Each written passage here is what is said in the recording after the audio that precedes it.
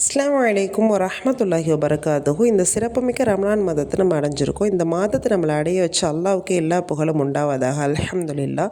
இந்த மாதத்தில் எதற்காக நம்ம நோன்பு வைக்கிறோம் அப்படிங்கிறத நம்ம தெரிஞ்சுக்கிட்டு நோன்பு வச்சா இன்னும் நம்மளுக்கு நன்மையை கொடுக்கும். அல்லாஹ் ஜல்லஷானஹு தஆலா குர்ஆனில் சொல்கிறான், உங்களுக்கு முன்னே இருந்தவர்கள் மீது நோன்பு கடமையாக்கப்பட்டது மாதிரியே தான் உங்கள் மீது கடமையாக்கப்பட்டிருக்கு. எதற்காக என்றால் நீங்கள் இரையச்சம் உடையவங்களாக ஆகணும்.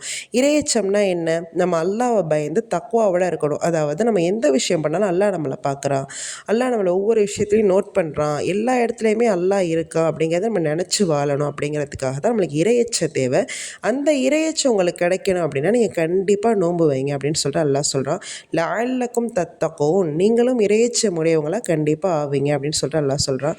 இன்ஷா அல்லாஹ் இன்னும் ரமலான் மாதத்தை பற்றி நிறைய சிறப்புகளை நம்ம தெரிஞ்சுக்கிறதுக்கு இன்னும் நான் டெய்லி இன்ஷா அல்லாஹ் ஒவ்வொரு வீடியோவாக போடுறேன். அஸ்ஸலாமு அலைக்கும் வரஹ்மத்துல்லாஹி வபரகாத்துஹு.